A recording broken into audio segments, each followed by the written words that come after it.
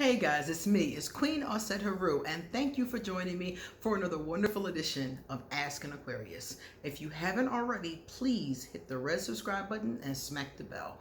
Also, if you like this video, give it a thumbs up, pass it on to somebody else who might like it, and don't forget to leave us a positive comment in the comment section.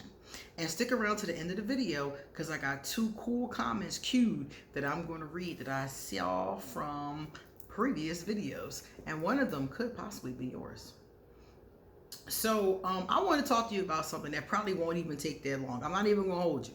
It's just something I want to tell you guys because some of you know this already, and when I say it, y'all gonna be like, yeah, Queen, we know. And some of you don't know this, and some of you know it but still let it fool ya. Bob Marley said, don't let them fool ya. Don't let them do it to you. So I wanted to tell you about this because I see this all the time online. Just the other day, this woman posted a meme, and it says something to the effect, I'm going to paraphrase it. It says something to the effect of, black women don't just take scraps. You deserve luxury brands.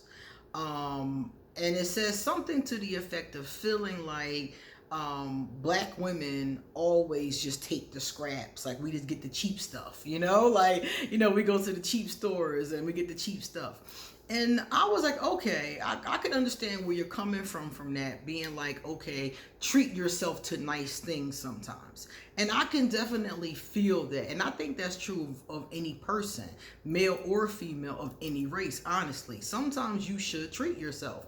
I'm not saying blow all your money on frivolous things that you don't need, but sometimes you need to give yourself something nice. And this is like a means of self-care. And some of us never do. So I understand that aspect of it. But I don't feel like buying luxury brands all of the time is treating yourself better. And I wanted to talk about that because I see this as being a trap that a lot of people, especially people who are what they call new money, fall into. So I wanted to talk about this whole idea of luxury brands. All my life, of course, I've had my mother. And my mother did some things extremely well.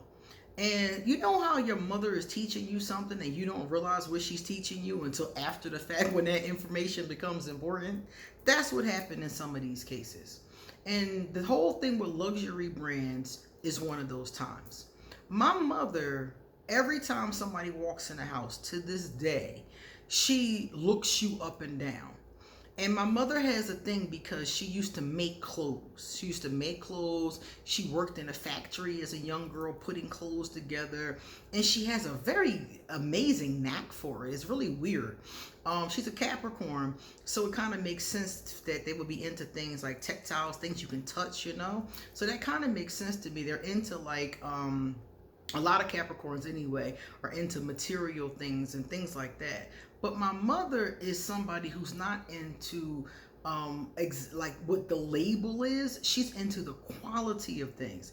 And some kind of way, from doing all this for all these decades, she can touch something. By the time she was in her 30s, she could touch something and feel it and tell you if it was worth what you paid for it. So one of her favorite games to play, which everybody else hates, by the way, is when people come in the house, she wants to look at your, because everybody comes to my mom's house for Christmas. Not anymore, but for decades, everybody went for Christmas. Now the family is just too big. My grandmother had 13 kids, and we just all can't fit our kids and our kids and our kids' kids and boyfriends and husbands and wives into one house anymore. So now we have to make other arrangements every year. We go to a restaurant, we rent a hall out, things like that. So when I was a young girl, everybody came to my mother's house. And the first thing she did when you walked in the door is look at what you had on. And she would touch it. It's all in her hands. She would touch it and she would be like, That's the face she makes. How many of your mothers, let me know in the comment section, how many of your mothers make that face? Because I make that face now. It's that kind of face. And she'll touch your belongings and she'll make that face. And if she makes that face, whatever you got on is cheap. cheap, and she will let you know. And if she nods like this, like whatever you got on is good quality. Now, what she taught me through this process, because everybody else just thinks it's ignorant. When she does this, everybody gets mad at her, by the way. And I don't like it either. But it taught me something. I noticed that from her doing this over and over and over again, that there was no pattern. There was no commonality. There was no correlation between the items. So like, for example, I would expect if somebody has on a Versace dress or a Louis Vuitton, bag or something like that, I would expect that the quality of it would be phenomenal. You just paid $800 for those jeans. Those jeans should be made of the finest spun silk, in the continent, Whatever you have on your body, if it costs that much money and has that kind of label, I'm expecting it with my naivety to be of the utmost quality. So what I found out is that these luxury brands, what I found out over years of watching her do this, is that these luxury brands are playing us. So yeah, okay, I always wanted a Louis Vuitton bag. I still don't have one because I can't justify paying that much money for one pocketbook. But that's a separate issue. I want one. And I've been looking at them, and I kind of know which one I want, but I'm not sure. I've been looking at them. And at some point in time, I might get one. Maybe. I might not. So the bottom line is that if you like something, then go ahead and get it. But don't feel like because you spent $900 on it, it's of better quality or of better self-care than something else. You can go out and buy a 99-cent face mask and get more self-care properties out of it than a pair of $800 jeans that aren't worth the the denim that they're stitched on. According to what I understand from my mother and from reading articles and from really noticing this over the years, most of these luxury brands, what you're paying for is the person's name. You're paying for the prestige of being able to say you are wearing this person's name. So I'm paying to be able to say my bracelet is Cartier, which is not. Definitely not. But if it was, that's what I'm paying for. I'm paying for the luxury's name. Now, like I said, some of you already know this, but I wanted to point it out because a lot of people think that luxury name equals luxury quality, and it doesn't. And I learned that from watching my mama for the past 43 years fill people's clothes up and tell them that they cheap after they spent $900 on it. Now, mind you, she shouldn't have done that, okay, but at least it did teach me a very valuable lesson that I can now come and teach other people who weren't aware of that. A lot of times these luxury brands are using the same or even cheaper products. I remember not very long ago, remember I told you guys I really wanted a Louis Vuitton. So every time I want anything of any price, I stalk it. I look it up, I Google it, I look at other people on YouTube with it. I really look at it. I really size it up before I spend my money. So I've been looking at the Speedy. I want the Louis Vuitton Speedy really bad. So one day I found this girl's YouTube because a lot of people on YouTube review these bags. So this one young lady was reviewing the Speedy Louis Vuitton, I forgot, it had the checker, the brown and brown checkers on it. It's really cool. And this young lady was reviewing it, and she had on a Cartier or Cartier. You guys didn't know luxury brands would know what I'm talking about. I think it's Cartier. But she had on this bracelet. Now, this bracelet is famous, apparently. I had never heard of it because I can't afford one. So I don't read about things I can't afford. This bracelet starts at $4,000. It's between $4,000 and $40,000 according to their website, because I looked it up to see how much it was. Now, this young lady that was reviewing the bag had on the bracelet. So I looked through her videos to see if she reviewed the bracelet.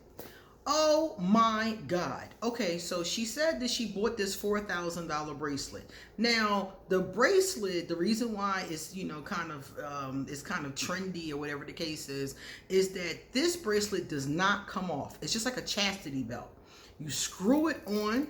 And that's what it reminded me of, because it says that your love is supposed to give it to you. So it reminded me of like your love putting a chastity belt on you, you know? But I thought it was sweet and I liked it. So anyway, I'm watching the video and she pays $4,000, or her love paid $4,000 for this bracelet, and the bracelet screws on. You can't take it off. The person or another person has to unscrew it. So she did a review when she first got it. Loved the bracelet, was over the moon with this $4,000 bracelet.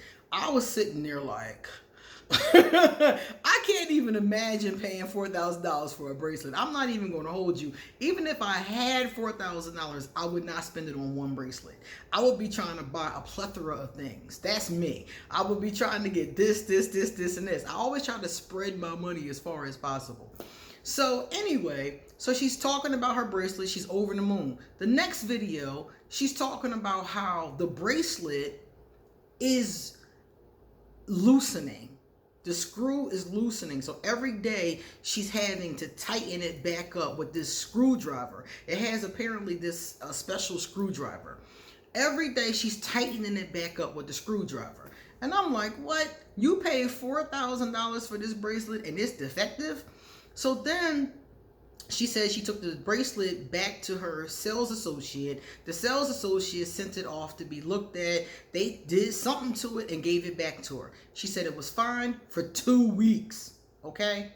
Now, during the amount of time that these videos was published, I thought to myself, I just bought new bracelets. Some of you might have noticed I bought these. This one was, I think, $4. This one I think was $4. I think this one was $4, and this one was $30. Okay, I had this one handmade though, so I paid her for her time, not just the actual materials. All right, so in the amount of time that she had her bracelets, her bracelet had to be tightened and taken to a repair shop. And my $4 bracelet are still chilling, okay? And I was like, what? That doesn't make sense to me. So then she gets the bracelet back and she's wearing it for a little while. In the third video, the bracelet has done exactly the same thing. And now she takes it back and they give her a brand new bracelet. Okay? That's the last video I saw. So then I started to say to myself, how many people are having a problem with this bracelet, or was it just her? I saw video after video after video after video about this bracelet. And I was like, okay, so like, what's the quick fix to it? And finally, the last video I watched, the girl said that she had to take hers back. She took it twice to be repaired, and they gave her a new one the third time. And the girl said that after the new one started to do the same thing the old one started to do, that she took it back to them and they put glue in it. Come again?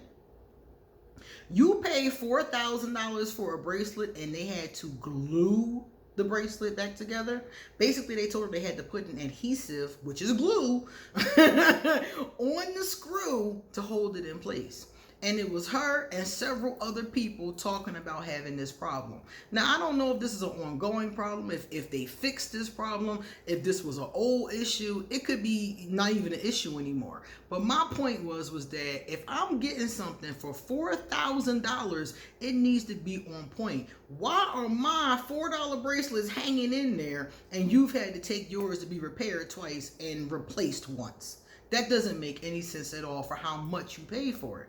So I started to realize through years, like I said, years and years and years, that just because you paid an astronomical amount of money for something doesn't mean it's really worth that much more than something you could have got someplace else. So if the idea is to have self-care and to give yourself things and to, buy something nice for yourself, I'm with that.